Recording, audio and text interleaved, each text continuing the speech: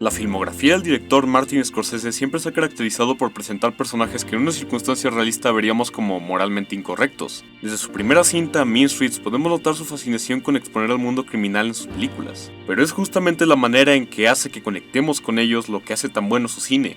Pero, ¿cómo puede ser que alguien conecte con una persona que comete actos tan atroces? Bueno, pues la respuesta es por medio del punto de vista. Las cosas cambian si contamos las historias desde la perspectiva del villano. Es así como construimos a un antihéroe. Scorsese ha hecho esto en muy repetidas ocasiones, pero siempre de forma diferente. En su nueva película Killers of the Flower Moon volvemos a ver este concepto con el personaje de Ernest, interpretado por Leonardo DiCaprio, y en mi opinión es uno de los que mejor representa esta fórmula, pues si lo analizamos, posee mucho de los anteriores personajes protagónicos del director, pero manejado de una forma diferente. La mayoría de estos personajes son antihéroes, pero no cualquier tipo de antihéroes. No personajes que hacen el bien de manera cuestionable, sino todo lo contrario. Esos personajes son héroes falsos, es decir, personajes de pura maldad pero que aparentan no serlo porque son los protagonistas de su propia historia. Probablemente el mayor referente de esto sea Walter White de Breaking Bad, pero de hecho Walter tiene mucho de Tony Soprano de Los Soprano, y Tony Soprano tiene mucho de justamente los personajes de Scorsese. Tanto en Breaking Bad como en Los Soprano podemos ver vidas criminales, diferente tipo de vidas criminales, pero vidas criminales a final de cuentas. Algo que tienen en común ambos personajes es que si bien Tony es un jefe de la mafia mientras Walter está unos cuantos niveles abajo siendo un cocinero, ambos llevan una doble vida, aunque en menor medida uno del otro, ambos se llegan a ver forzados a mentirle a sus familias. Sin embargo, también hay un punto de sus historias en que ambos terminan por gozar esta doble vida.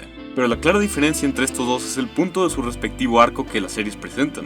Walter por su parte se siente reprimido y entra a este mundo buscando algo de emoción en su vida, mientras que Tony por el contrario ya no siente esa emoción que el mundo criminal le podría ofrecer. Los arcos de ambos son muy extensos, pero debemos tomar en cuenta que sus arcos se dan en series, mientras que los arcos de los personajes de Scorsese se dan en películas. No es lo mismo desarrollar un personaje en 3 horas de película que en 60 de serie. La estructura de las películas de Scorsese suele ser muy parecida en casi todas. La mayoría inicia con un personaje ambicioso, pero que no necesariamente tiene malas intenciones, adentrándose en un mundo sucio y poco legal, poco a poco dejándose llevar por los excesos, el poder y el dinero para finalmente convertirse en aquello que no eran del todo en un inicio, malas personas.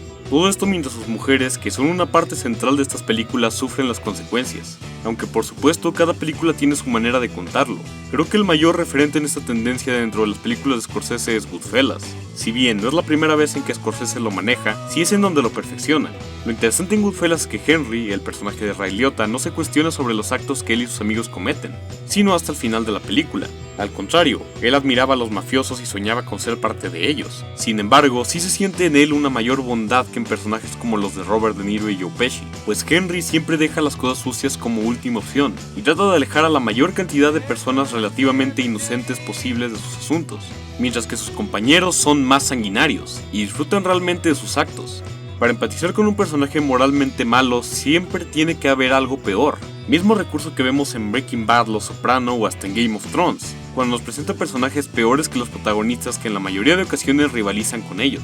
Con Jake LaMotta de Toro Salvaje es diferente, ya que aquí no tenemos una figura que sea peor que él en cuanto a moralidad, ni tampoco lo vemos como una persona precisamente bondadosa, sino que directamente la película no busca que empaticemos con él, sino que justamente busca resaltar la terrible persona que es, y cómo todos los de su alrededor sufren por su culpa. Estructura muy parecida a la de Padrino 2, por ejemplo, donde el arco de corrupción de Michael Corleone ya pasó, y nos enfocamos solo en lo que él es ahora. Ahora, quiero hacer énfasis en la bondad que mencioné respecto a Henry de Goodfellas, porque la mayoría de los personajes de Scorsese la poseen en algún momento, pero hay uno en específico que es diferente, pues nunca pierde esta bondad, y me refiero a Amsterdam de Gangs of New York. Lo interesante con Amsterdam es que su objetivo inicial en la película nunca cambia. Él siempre busca venganza, y a pesar de que al hacerse pasar por uno de la pandilla se vuelve respetado, nunca lo corrompe. Por el contrario, le pesa mucho cometer actos tan inhumanos, y aun cuando fracasa en su misión no se rinde. Podría atreverme a decir que Amsterdam es el único protagonista de Scorsese que no es un héroe falso, sino un verdadero antihéroe. Además de Travis de Taxi Driver, el cual sí es totalmente un antihéroe tradicional, ya que comete un acto con buenas intenciones de manera cuestionable. En cuanto a Ernest, creo que tiene un poco de cada uno de estos personajes. Llega al pueblo buscando una mejor calidad de vida.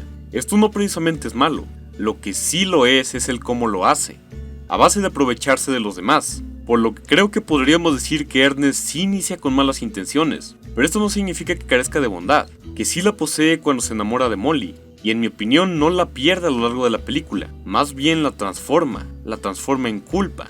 Pues la culpa en mi opinión es lo que más diferencia a Ernest del resto de personajes de Scorsese. El personaje que se presenta como alguien mucho peor que él es su tío, interpretado por Robert De Niro, pero en esta ocasión este personaje manipula al protagonista para hacer cosas que en el fondo no quiere. Ernest realmente no quiere lastimar a Molly, y se nota el peso que siente al hacerlo. La culpa. Su culpa está presente en toda la película, porque él realmente ama a su esposa, pero con la promesa de una vida mejor le ha hecho tanto daño que llega un punto sin retorno. Un punto en el que ya es demasiado tarde, en el que por más que finja que nada pasó, no va a recuperar a Molly.